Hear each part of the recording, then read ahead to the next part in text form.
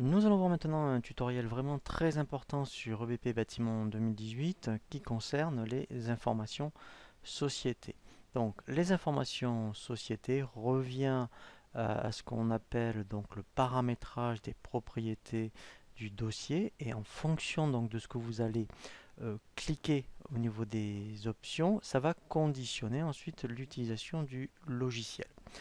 Pour obtenir donc l'option information société, comme ici, il faut aller, vous voyez, dans le menu paramètres, et ensuite dans l'Open Guide, vous avez information société. Donc, on va voir toute cette arborescence qui se trouve à gauche. Alors, par contre, je vais volontairement passer sur certaines options dans un premier temps, puisque lorsqu'on va voir donc des tutoriels spécifiques, je reviendrai donc sur les informations société pour voir vraiment cette partie-là. Donc là, quand on démarre, on va voir déjà l'essentiel pour commencer, et ensuite on reverra au cas par cas les options qu'on a besoin ici de sélectionner pour voir donc certaines fonctionnalités. Ici donc on a la coordonnée. Donc si quand vous créez le dossier vous n'avez pas eu le temps de mettre toutes les informations, vous pourrez revenir à cet endroit-là pour tout compléter, ou s'il y a après une modification au niveau des coordonnées, c'est ici qu'il faudra donc le changer. Ensuite, tout ce qui concerne identification au niveau information administrative, pareil. Donc c'est là où vous mettrez votre SIRET, code APE, votre capital, les informations de TVA. Donc pareil, ici, donc très important le numéro de TVA intracommunautaire. Et ici, donc moi j'avais expliqué un petit peu la TVA mixte pendant le tutoriel sur la création du dossier, hein. Donc là je vous invite à consulter le tutoriel sur la création du dossier, pourquoi mixte au lieu d'encaissement ou débit. Voilà, donc là, hein, ici vous mettrez le bon mode de calcul de TVA, le taux de TVA donc, sur lequel eh bien, vous facturez en majorité. Le logo, alors ça c'est très important, si vous avez votre logo sur votre disque dur, ici, vous pouvez déjà importer le logo. Donc là je vais prendre une image vraiment au hasard, je vais prendre celle-ci par exemple. Voilà, alors en plus ça tombe bien parce que vous voyez que l'image est vraiment très grande. Donc après il suffit de cliquer sur le bouton redimensionner. Donc je vais mettre par exemple 200 par 200. Je fais appliquer. Voilà. Et on verra après si cette longueur convient sur les documents de vente. C'est intéressant de le mettre maintenant, puisqu'au moins comme ça après sur les documents de vente, il s'y mettra par défaut. Vous avez ici donc les coordonnées du cabinet d'expertise comptable. Donc ça c'est intéressant après si vous avez BP Compta. Et contact, en fait, c'est le nom vraiment de votre expert comptable. Et là, le nom du collaborateur qui gère donc votre dossier. Paramétrage, donc là, c'est vraiment si vous avez besoin de modifier les prix unitaires. Donc si vous êtes plutôt sur 3 décimales par exemple. Les options comptables, donc là, c'est important si vous avez BP Compta ou si vous transférez donc votre comptabilité soit à votre expert comptable, soit sur un autre logiciel de comptabilité. Donc on verra un utilitaire pour faire donc le transfert. Donc à partir de là, alors si vous donc ici si vous transférez directement sur BP Compta ici, alors moi je vous conseille de mettre au moins 1 euro en termes d'écart. Alors moi je vous conseille de ne pas le cocher, autoriser le transfert comptable des écritures déséquilibrées. C'est plutôt dangereux. Et si vous le cochez, ça ira pas n'importe où, ça ira dans le compte 471. Et dans ce cas-là, en fait, c'est votre expert comptable qui ira faire un tour sur ce compte et qui va faire les régularisations nécessaires. La longueur des tiers, donc client fournisseur, je vous conseille de laisser 15, puisque donc si vous avez des noms de fournisseurs longs, il vaut mieux avoir donc 15 caractères. Hors tiers, donc c'est les comptes 6 et 7. Donc là, en principe, avec 6, ça suffit amplement. Voilà, vous pouvez même mettre complété à droite par des zéros. Voilà. Et là, compte hors tiers, c'est donc les comptes de la classe 4, tout ce qui est TVA. Alors vous pouvez laisser 15, voilà. Ensuite, voilà, donc l'onglet tiers, c'est là où vous allez paramétrer vos codes clients dans un premier temps. Donc là, je vous conseille de mettre non tiers. Donc si vous créez un client qui s'appelle Dupont, eh bien en fait, au lieu de mettre 411 DUP, eh bien il mettra vraiment 411 Dupont. Comme ça, si vous avez plusieurs clients qui ont ce DUP, et bien au moins là, vous serez tranquille, hein, vous pourrez aller chercher à chaque fois les bons clients. Pareil, donc, alors ça c'est la retenue de garantie. Donc ici, ben, pareil, hein, puisqu'il va comptablement, enfin si vous la gérez en tout cas, hein, eh bien il va passer une écriture, un compte particulier pour la retenue de garantie. Ensuite, pareil pour les fournisseurs. Donc là, vous pouvez mettre, comme les clients, eh ben, la non tiers. Et je vous conseille de cocher gestion des comptes auxiliaires. Voilà. Donc en fait, là, c'est juste un message d'information. Si vous avez BP Compta, eh bien en fait, lui, il va générer un plan comptable auxiliaire qui est conseillé en fait, hein, c'est une des nouveautés donc de cette version. Donc dans ce cas-là, ici vous mettrez, dans ce cas-là, je vais gérer le non tiers pour les clients, pareil pour les fournisseurs. Libeller des écritures, donc là c'est quand on fait le transfert. Donc là pareil, donc quand vous voulez savoir à quoi correspondent les accolades, vous faites F1. Et là ça vous dit exactement à quoi ça correspond. Donc par exemple, si dans le libellé, eh bien au niveau des ventes, en plus du numéro de facture, vous voulez le nom du client, vous rajouterez par exemple accolade 4. Et dans l'écriture, vous aurez vraiment le nom du client. Voilà, donc ça peut être intéressant. La partie stock, donc ça c'est pour l'écriture de variation de stock. Voilà, journaux et comptes divers, donc ça c'est les journaux par défaut qu'utilise EBP quand vous allez faire le transfert. La numérotation, donc ça c'est très important. Voilà, donc s'il y avait déjà des clients qui existaient, par exemple, eh bien, il faudrait mettre à jour manuellement. Mais là, en fait, ça ne sera pas le cas. Donc là, je fais continuer. Nous allons voir maintenant donc la partie numérotation. Donc ça, c'est très important par rapport au document de vente. Donc si vous êtes en création, eh bien, vous allez tout laisser ici par défaut et vous allez commencer à partir de 1. Sinon, eh bien, si vous êtes en activité déjà depuis quelques années et que vous passez maintenant sur BP Bâtiment, sur tout ce qui est devis, commande, BL, facture, il faudra mettre après ici le dernier numéro que vous avez utilisé et lui après il va repartir du dernier numéro que vous allez indiquer. Donc ici c'est le même principe pour les achats. Voilà, donc pareil.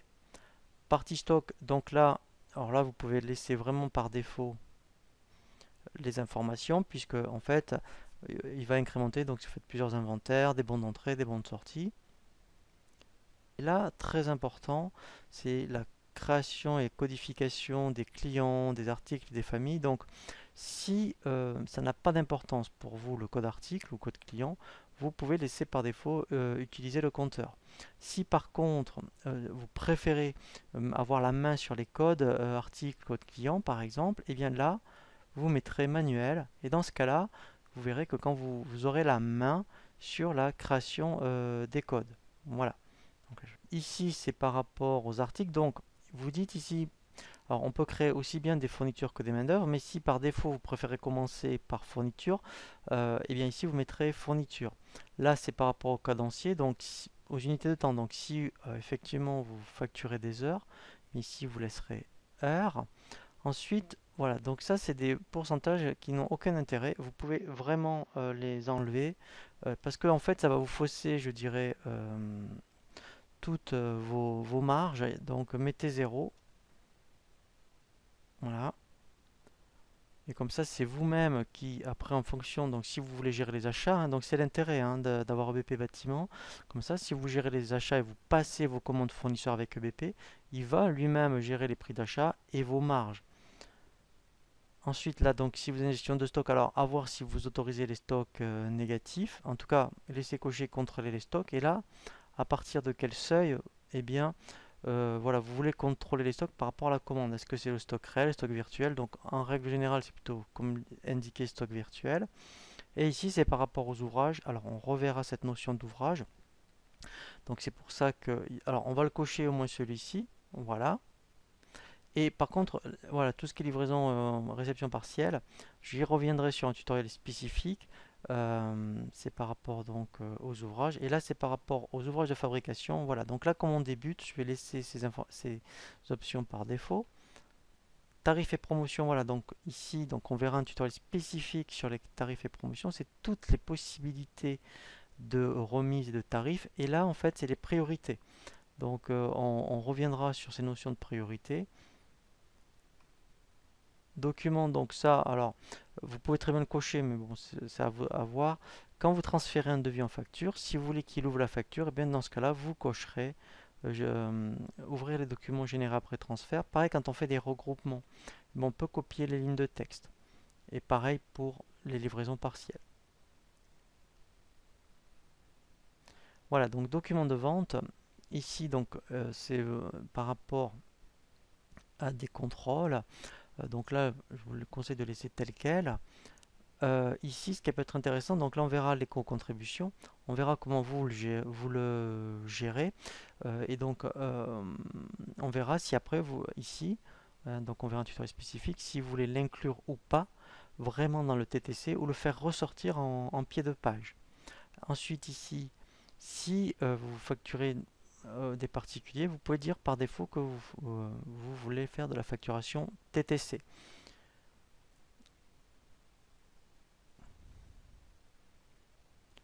Voilà, donc ça, on verra la retenue de garantie. Donc ça, c'est assez dangereux. Si ça ne vous concerne pas, ici, il faut absolument mettre 0. Sinon, vous verrez, vous aurez toujours 5% de retenue sur les factures. Voilà, hein. Donc si vous voyez l'erreur, elle vient de là. Donc si ça ne vous concerne pas, mettez 0 ici. Ici, c'est pour la génération des acomptes. Donc lui, en fait, automatiquement, il passera le règlement de l'acompte. Et là, en fait, à vous de voir si effectivement, vous voyez, vous ne générez pas la TVA sur la compte, donc il y a marqué ne pas appliquer. Sinon, eh bien, enfin, si vous le faites, eh bien, voilà, vous direz sur tous les modes de calcul de TVA.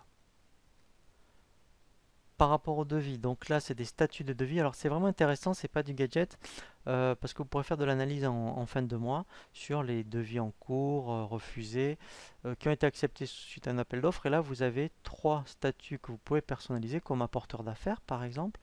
Et comme ça, ben, au moins à la fin du mois, vous saurez tous les devis que vous avez eu grâce à un apporteur d'affaires. Ici, c'est la validité des devis. Donc par défaut, il y a 30, mais on peut mettre 60, 90. Et là, vous pouvez mettre directement ici déjà le pourcentage d'acompte. Donc au moins quand on fait des devis, eh bien, au moins il aura, mais si je mettais 30, il demandera 30% par défaut. Situation de travaux, donc on verra sur cette notion effectivement de situation de travaux, c'est tout ce qu'on appelle les travaux d'avancement.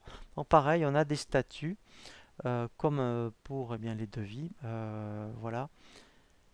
Voilà, donc là, rassurez-vous, on reviendra sur un tutoriel spécifique sur cette option.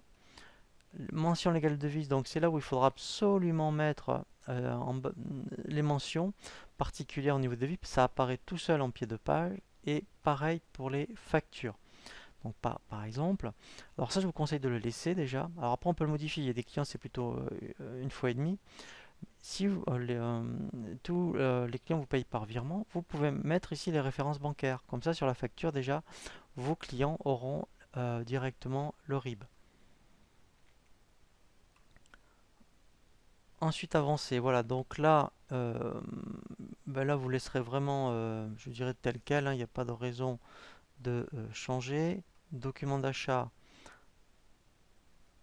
Voilà, ben c'est comme pour les documents de vente en fait, hein, donc c'est des messages d'avertissement. On verra pour l'éco-contribution comment le gérer. Et là pareil, on verra, puisqu'on va voir un tutoriel sur les Réa Pro.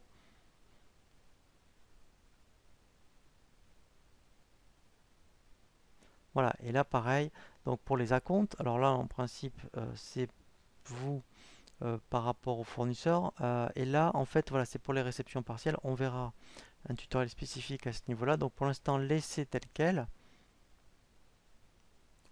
Les demandes de prix, donc en fait, c'est les devis hein, par rapport au fournisseur. Donc pareil, vous aurez des statuts pour les devis, les demandes de prix pour les fournisseurs.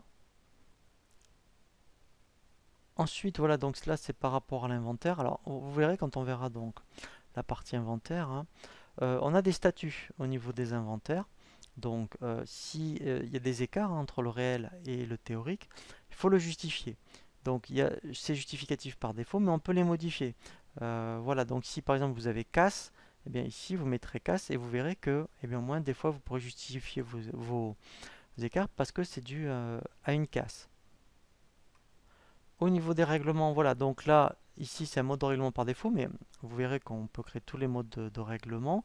Donc là, si la majorité des clients vous payent par chèque, et bien ici vous mettez par défaut chèque. Ici déjà, il vous demande la banque principale. Donc vous pouvez la créer. On verra après comment créer des banques secondaires, mais là déjà on peut faire, voilà, créer la banque principale. Donc là je vais mettre BNP par exemple. Voilà. Voilà, donc là je mets le minimum. Par contre, ce qui est important, c'est l'onglet comptabilité. Donc si vous avez EBP, il faudra mettre BP, parce que EBP connaît ce code de journal en trésorerie, voilà, banque principale, et vous pourrez mettre aussi votre RIB. Voilà. Donc je fais enregistrer et fermer. Voilà. On verra après comment créer des banques secondaires. Donc ici au niveau relance, là c'est pour calculer, il est capable de le faire, les pénalités de retard en cas de paiement en retard. Donc là, si c'est 1,5 par exemple, et il est capable de faire un courrier avec directement les pénalités de retard. Donc ça c'est une nouveauté planning, alors on y reviendra. On peut, vous verrez quand on crée donc des collaborateurs ou des commerciaux, mais qu'on peut le gérer comme des techniciens par exemple, créer le planning de chaque technicien. Voilà, donc parce qu'après on verra, on peut avoir une gestion de planning par technicien. Voilà, et après, ici, vous laissez tout par défaut, puisque là, non, on n'a pas de raison de toucher quoi que ce soit. Et cette partie-là, email, en fait, voilà, donc là, il faudrait que éventuellement il y ait quelqu'un de chez vous qui paramètre ce qu'on appelle le serveur MTP dans paramètres. Voilà, si ici, il y a quelqu'un qui est capable de paramétrer le serveur de messagerie, après, vous voyez, tout ce qui est document, eh bien en fait on verra quand on fait des factures ou des devis, on a envoyé par mail. On peut donc directement depuis EBP lancer la messagerie et avoir un message d'accompagnement qui est personnalisé. Voilà, sinon il y a une astuce, hein, on l'enregistre en PDF, on va sur le bureau et après on ouvre ça un logiciel de messagerie pour l'envoyer. Voilà, mais il faut absolument, ici dans paramètres, que ici il y ait quelqu'un qui paramètre le logiciel de messagerie. Voilà, donc là on fait OK.